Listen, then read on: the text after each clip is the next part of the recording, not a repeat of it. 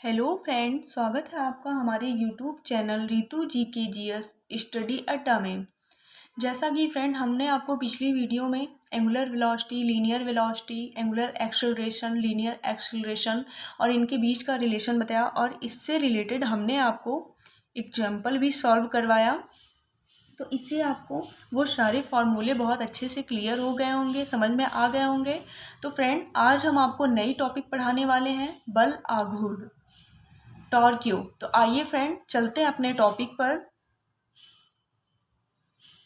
Friend, आज की हमारी टॉपिक है बल का आघूर्ण अथवा बल आघूर्ण, मोमेंट ऑफ फोर्स और टॉर्क्यू। तो पहले फ्रेंड हम बल आघूर्ण टॉर्क्यू की डिफिनेशन जानते हैं कि इसकी डिफिनेशन क्या होती है, बल आघूर्ण क्या कहता है, हम उसके बारे में जानते हैं। तो देखिए फ्रेंड, बल आघूर्ण क्या कहता है। जब किसी पिंड पर लगा बाह्य बल उसे किसी अक्ष के परितः घुमाने का प्रयत्न करता है तो बल की इस प्रवृत्ति को बल आघूर्ण कहते हैं। आइए फ्रेंड, इसकी डिफिनेशन लिखते चलते हैं। जब किसी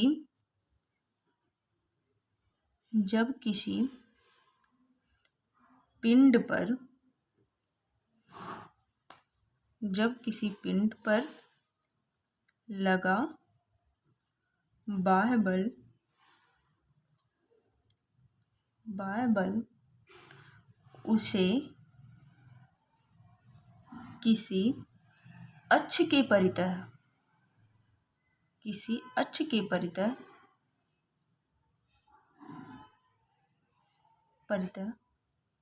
घुमाने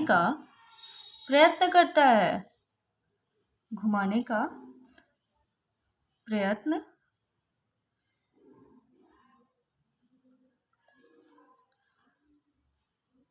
करता है। तो बल की इस प्रवृत्ति को क्या कहते हैं? बलाघूर्ण कहते हैं। बल की इस प्रवृत्ति को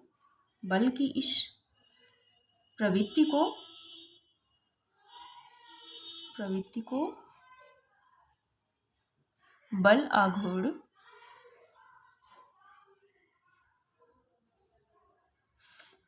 हिंदी के साथ साथ आप लोग इंग्लिश भी जानते चलिए फ्रेंड। टॉर्क्यू, बल आघूर्ण को इंग्लिश में टॉर्क्यू कहते हैं।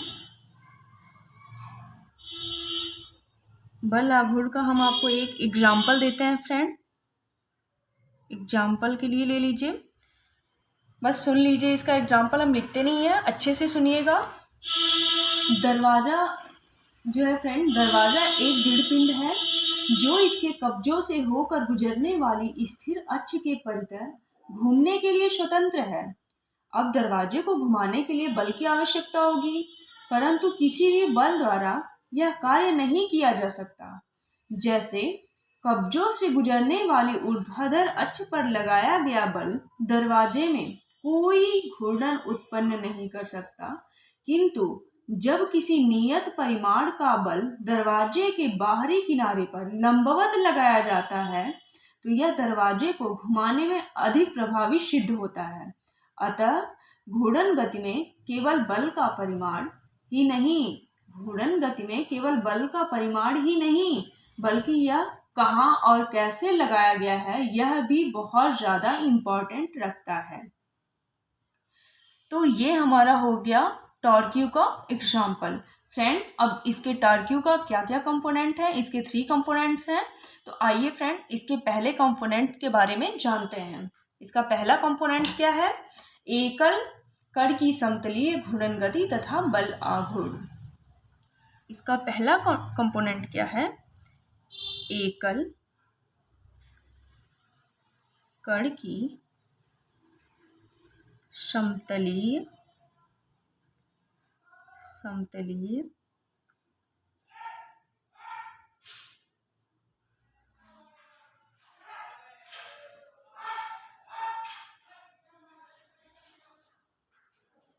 बल आघूर्ण। एकल कण की समतलीय घूर्णन गति तथा बल आघूर्ण। फ्रेंड, पहले हम इसका एक फिगर बना लेते हैं, उसके माध्यम से हम आपको बताते हुए चलते हैं। तो आइए हम फिगर बना लेते हैं पहले।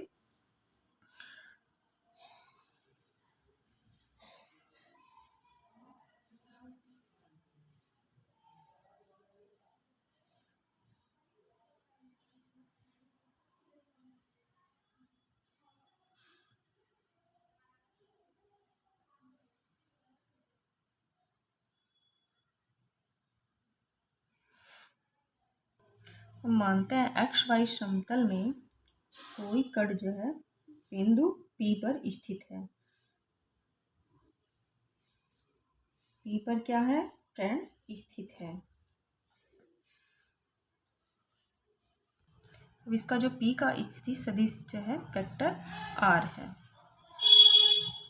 हम इस पे एक फोर्स F लगा देते हैं।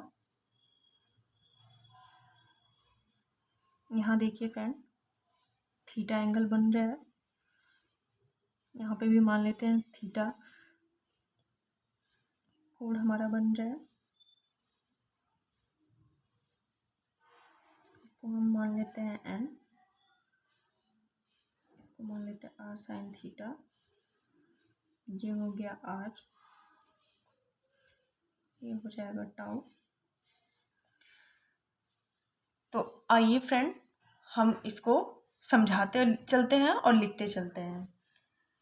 तो देखिए फ्रेंड, फिगर से हमारा फ्रॉम फिगर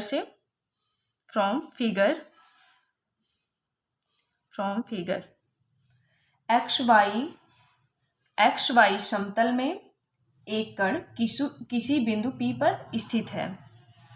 एक्स वाई समतल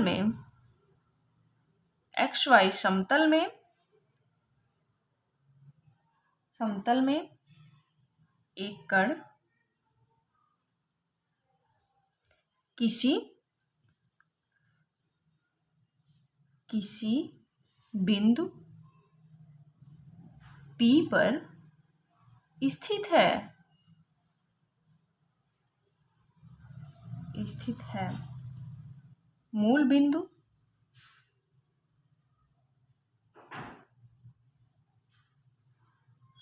बिंदु O पर जड़त्वीय निर्देश फ्रेम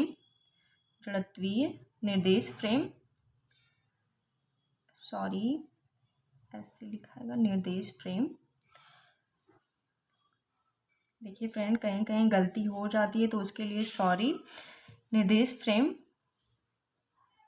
OXYZ है। इसके सापेक्ष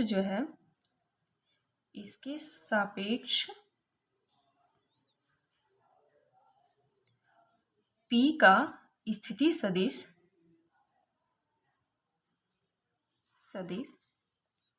वेक्टर R है। देखिए फ्रेंड, वहाँ पे हमने R ऐसे बनाया है, यहाँ पे ऐसे बनाया है, तो आप लोग कंफ्यूज नहीं होइएगा। हम फिर से ऐसे ही बना देते हैं।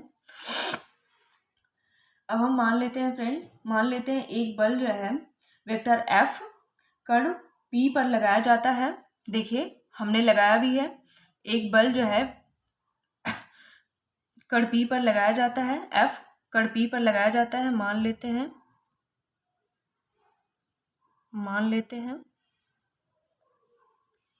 लेते हैं एक बल जो है, कोई भी बल, एक बल वेक्टर F कण P पर लगाया जाता है। अतः वेक्टर R और वेक्टर F का तल जो है, अतः वेक्टर R और वेक्टर F का तल XY समतल है।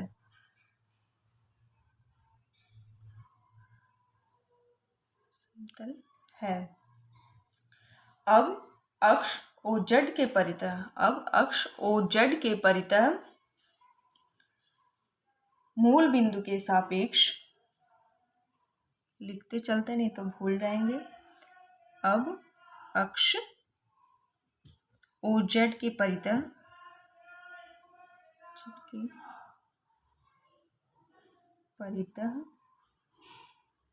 मूल बिंदु के सापेक्ष, मूल बिंदु के सापेक्ष कण P पर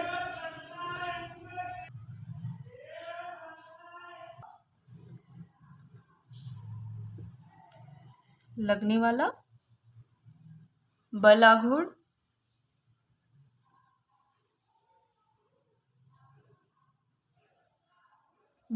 को फ्रेंड टाउ से डिनोट करते हैं। टाउ इक्वल टू क्या हो जाएगा, vector tau equal to vector R into vector F। इसको हम मान लेते हैं equation number 1। Tau equal to vector R into vector F, इसको मान लेते हैं इक्वेशन नंबर 1। अर्थात बल आघूर्ण दो सदिशों वेक्टर R तथा वेक्टर F का सदिश गुणनफल है। अतः यह भी एक सदिश है। यह OZ अक्ष के समांतर होगा। यह जो है OZ अक्ष के समांतर है, OZ अक्ष के समांतर होगा। इसकी दिशा दक्षिणावर्ती पेंच के नियम से ज्ञात की जा सकती है। इसकी दिशा दक्षिणावर्ती पेंच के नियम से ज्ञात की जा सकती है। ध्यान से आप लोग सुनिएगा, मैं दो बार एक लाइन दो बार बोले जा रही हूँ, क्योंकि आप लोग अगर एक बार में क्लियर नहीं हो पा रहे हैं तो दोबारा जरूर क्लियर हो जाए। तो फ्रेंड हमारा जो है पुनः इक्वेशन 1 से टाउ का परिमाण क्या होगा, फॉर्म इक्वेशन 1 से टाउ का परिमाण क्या होगा,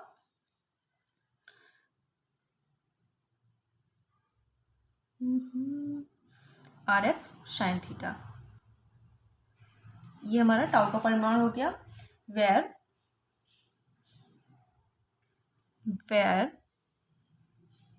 mod of tau is equal to tau vector mod of vector R equal to R and mod of vector F equal to F, where theta क्या है। अभी आप कहेंगे थीटा क्या है, तो हम बताते हैं फ्रेंड। जहां theta equal to vector R और वेक्टर F के बीच का एंगल है, बीच का कोण है।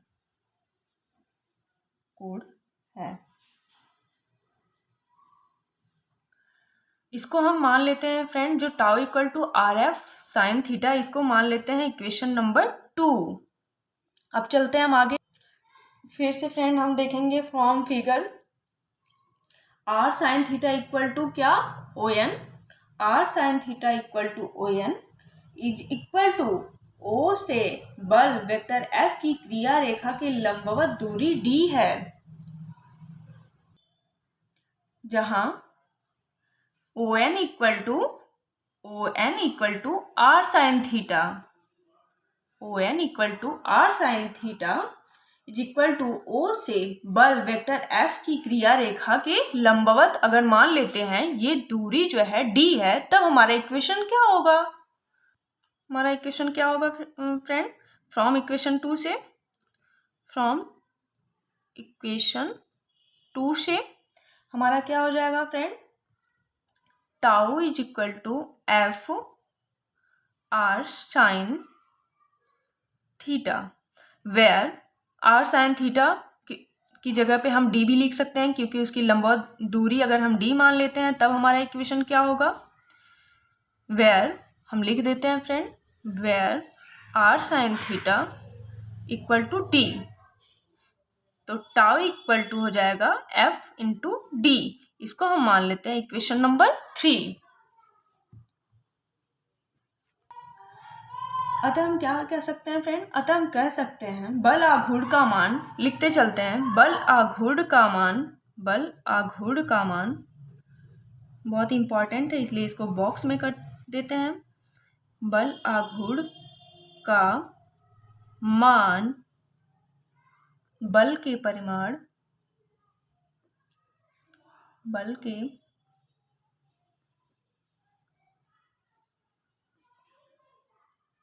तथा घूर्णन अक्ष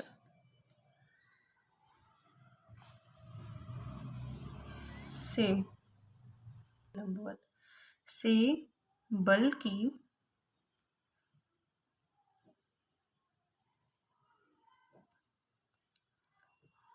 क्रिया रेखा लंबवत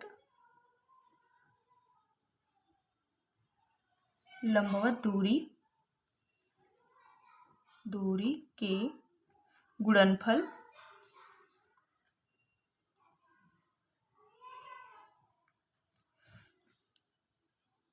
के बराबर होता है। क्या होता है फ्रेंड, बराबर होता है,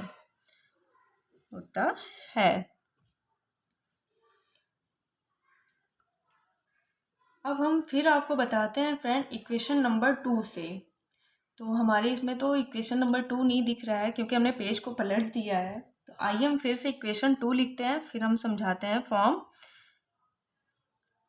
इक्वेशन 2 क्या कहता है, ऊपर तो हमने लिखा है, सॉरी, फिर से लिख देते हैं, टाउ इक्वल टू एफ और एफ आर साइन थीटा या और tau is equal to R F sine theta. तो फ्रेंड इससे हम आपको कुछ शर्तें बताएंगे कि जैसे जब थीटा की वैल्यू 0 डिग्री हो या 180 डिग्री हो या 90 डिग्री हो या उससे कम ज़्यादा हो तो फिर हमारा टाउ पे क्या इफेक्ट पड़ेगा। तो आइए फ्रेंड बताते हैं। हम पहली कंडीशन क्या है हमारा, जब थीटा इक्वल टू 0 डिग्री या 180 डिग्री हो तो तब जो है बल आघूर्ण का मान न्यूनतम अर्थात 0 होगा। तब जो है बल आघूर्ण का मान, बल आघूर्ण की जो वैल्यू होगी वो न्यूनतम मतलब बहुत कम 0 होगी, मतलब कह सकते हैं 0 ही होगी। फिगर से अच्छे से समझ में आ जाएगा फ्रेंड, जब आप थीटा की वैल्यू 0 रखिएगा, 180 रखिएगा तो वो एकदम ऐसे क्या मतलब प्लेन हो जाएगा, तो उसकी वैल्यू जो है 0 हो जाएगी।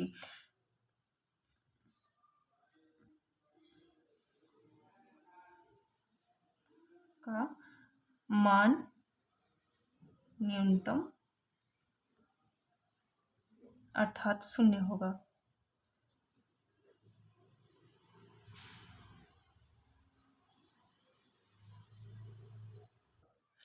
और एक बात फ्रेंड, एक कंडीशन और है, जब हमारी थीटा की वैल्यू 90 डिग्री होगी तब क्या होगा टाउ का मान।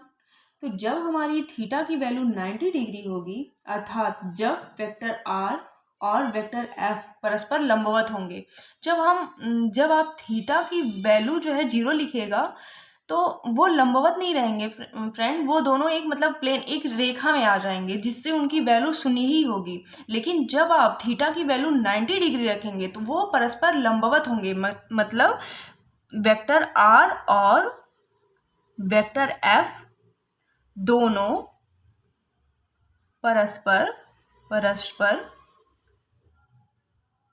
लंबवत होते हैं तो तब बल आघूर्ण का मान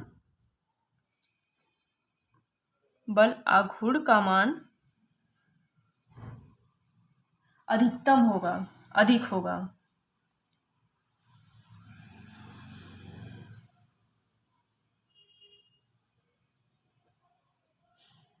फ्रेंड, मैं तो बहुत अच्छे से प्रयास कर रही हूँ कि आप लोगों को बहुत अच्छे से समझ में आए और मैं बहुत अच्छा समझा पाऊँ। फिर भी अगर कहीं पे भी मिस्टेक हो तो फ्रेंड उसके लिए सॉरी, क्योंकि मैं बताना तो अच्छा जा रही हूँ बट दिमाग से कभी कभी क्या होता है कि लिखना कुछ होता है और लिखा कुछ जाता है ना, ऐसे स्लिप कर जाती हैं बातें, तो उसके लिए सॉरी।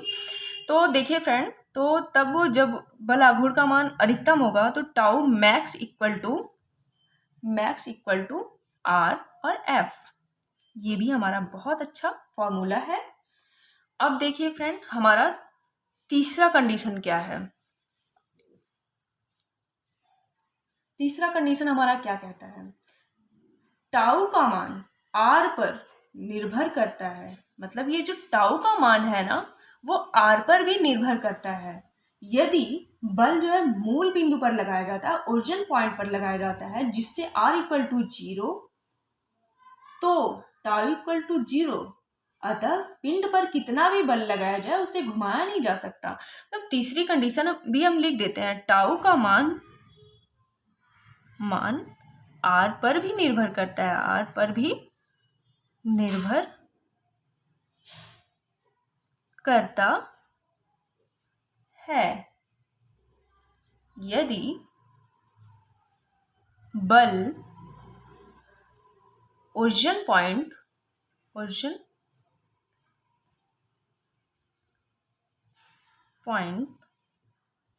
ओ पर लगाया जाता है,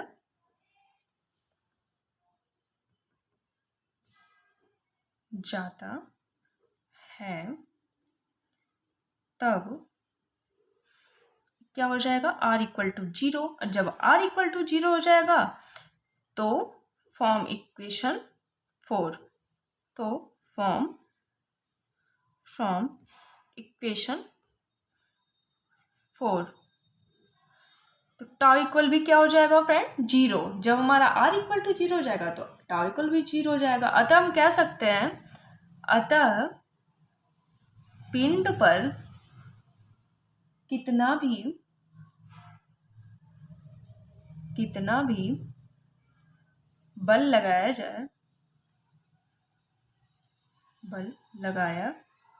जाए परंतु उसे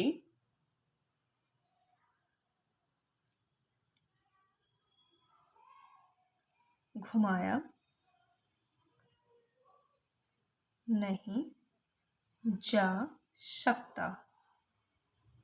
नहीं जा सकता है। अब देखिए फ्रेंड, अब हम आपको टाउ का मात्रक और इसकी बीमा ये सब भी बता देते हैं। तो फ्रेंड देखिए,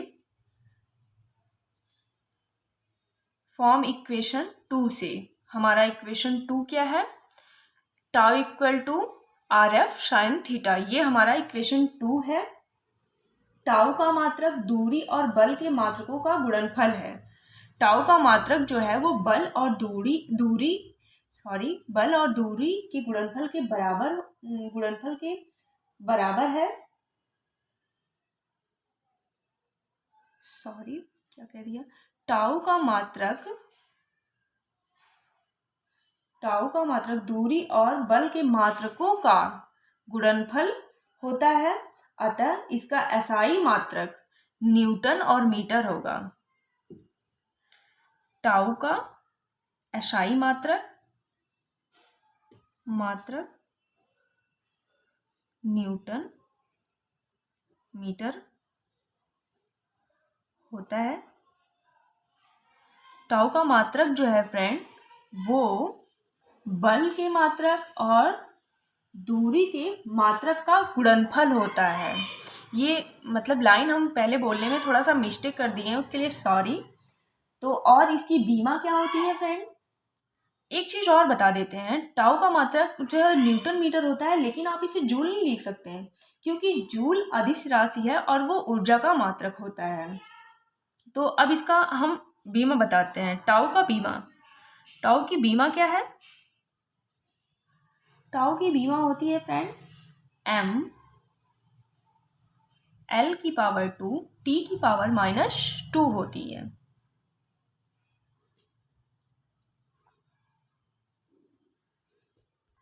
एक चीज और आपको बता देते हैं फ्रेंड, बल आघूर्ण मतलब टाउ का जो चिन्ह क्या होता है, यदि बल आघूर्ण किसी वस्तु को घड़ी की सुइयों के घूमने की दिशा में घुमाने की कोशिश करता है तो इसे ऋणात्मक माना जाता है, और यदि बल आघूर्ण वामावर्त एंटी क्लॉकवाइज दिशा में घुमाने की प्रवृत्ति रखता है तो इसे धनात्मक मानते हैं।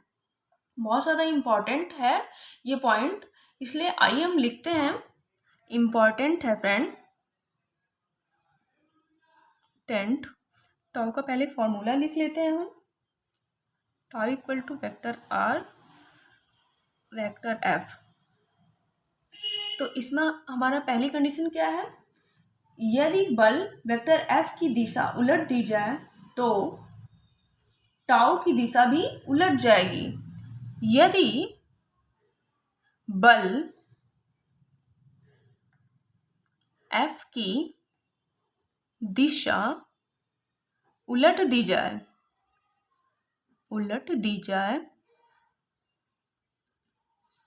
तो टाउ की दिशा भी उलट जाएगी। जैसे फ्रेंड अगर आप मतलब इसकी दिशा उलट देते हैं, मतलब कि क्लॉकवाइज है एंटी क्लॉकवाइज कर देते हैं, जैसे आप -f की वैल्यू -1 कर देते हैं तो हमारा टाउ भी मतलब टाउ की वैल्यू जो आएगी वो भी माइनस में आएगी। तो वही कंडीशन यहाँ पे देखिए कह रहा है। अब हम आपको दूसरी कंडीशन बताते हैं। यदि वेक्टर आर तथा वेक्टर एफ दोनों की दिशा उलट दी जाए, देखिए बहुत इंपॉर्टेंट कह रहा है, यदि वेक्टर आर और वेक्टर एफ दोनों की दिशा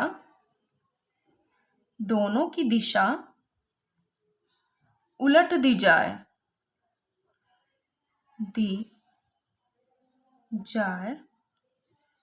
तो बल आघूर्ण की दिशा में कोई परिवर्तन नहीं होगा, कोई परिवर्तन नहीं होगा।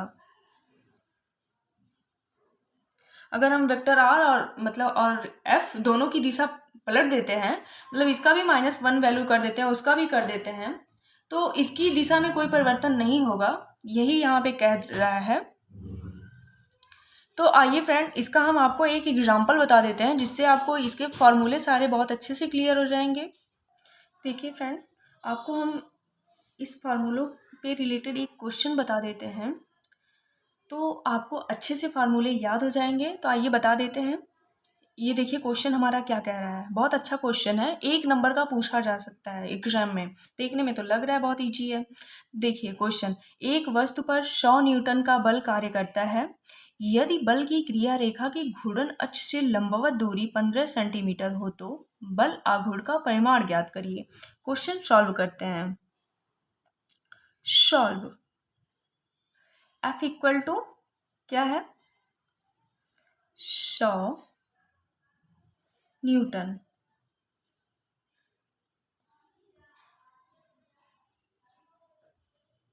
और क्या कह रहा है, बल की क्रिया रेखा की घूर्णन अक्ष से लंबवत दूरी 15 सेंटीमीटर हो, मतलब D इक्वल टू 15 सेंटीमीटर है।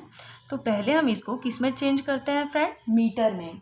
तो मीटर में चेंज करने के बाद हमारा क्या हो जाएगा, 0.15 मीटर। अब हमारा F और D दिया हुआ है तो क्या ज्ञात करना है, बल आघूर्ण का परिमाण। तो पहले बल आघूर्ण का फॉर्मूला क्या होता है, tau equal to F into D. ये फॉर्मूला होता है, F और D की वैल्यू इसमें रख देते हैं। तो टाउ इक्वल टू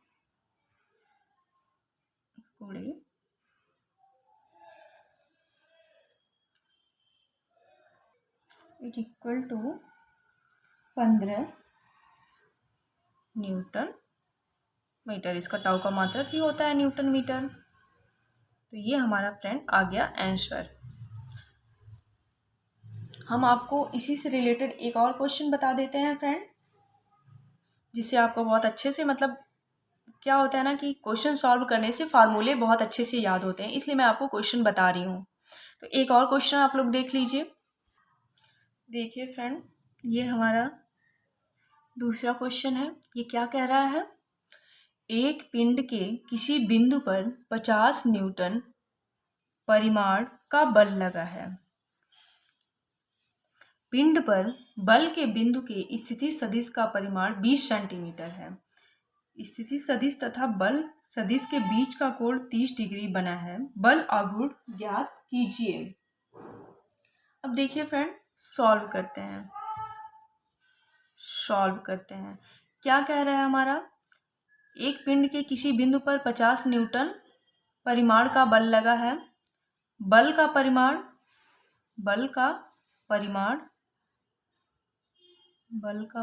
क्या हो जाएगा friend, vector F equal to 50 newton. अब क्या कह रहा है, पिंड पर बल के बिंदु के स्थिति सदिश का परिमाण 20 सेंटीमीटर है। मतलब R हमारा वेक्टर R स्थिति सदिश का परिमाण, सदिश वेक्टर R का परिमाण 20 सेंटीमीटर है। इसको हम मीटर में चेंज करेंगे तो हमारा क्या हो जाएगा फ्रेंड, 0.20 मीटर। अब वेक्टर R और वेक्टर F के बीच का कोण क्या है, बीच का कोण 30 डिग्री है। तो हमारा हम फॉर्मूला क्या बताए थे फ्रेंड, आपको बहुत अच्छे से याद होगा, हमने बार बार बोला था इक्वेशन 2 अच्छे से याद करिए, इक्वेशन नंबर 2 अच्छे से याद करिए। तो देखिए फ्रेंड, हमारा इक्वेशन नंबर 2 क्या कहता है, tau equal to R F sine theta. इसमें हमारा यही फॉर्मूला अप्लाई होगा। अब फ्रेंड हम इसमें R और F की वैल्यू जो है पुट करते हैं। तो ये हमारा क्या हो जाएगा, 50 न्यूटन 50 20, ये हो गया साइन 30 डिग्री। अब साइन 30 डिग्री की वैल्यू क्या होती है फ्रेंड, इसको हम बता देते हैं। साइन 30 डिग्री की वैल्यू होती है 1/2। तो ये हमारा हो जाएगा, पहले हम उसकी वैल्यू लिख लेते हैं फिर सॉल्व करते हैं।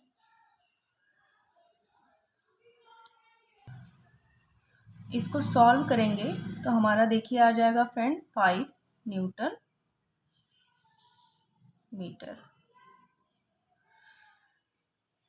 तो हमने आपको 2 क्वेश्चन बता दिया फ्रेंड, दोनों क्वेश्चन उन्हीं फार्मूलों से रिलेटेड थे।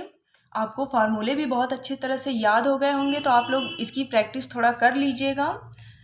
तो फ्रेंड, अगर आपको वीडियो अच्छी लगे तो लाइक और कमेंट ज़रूर करिएगा। लाइक और कमेंट करना बिल्कुल मत भूलिएगा, क्योंकि आपके लाइक और कमेंट से मुझे बहुत ज़्यादा साहस मिलता है। जिससे मैं वीडियो क्रिएट करती हूँ तो मुझे यही लगता है कि मैं बहुत अच्छे से कर रही हूँ, जिससे लोगों को अच्छा लग रहा है, लोग लाइक कर रहे हैं। तो अगर कहीं पे भी गलती हो तो वो ज़रूर बताते रहिएगा, तो मैं अपनी गलती को सुधारने की कोशिश भी करूँगी। तो thank you friend for watching this video. Thank you again.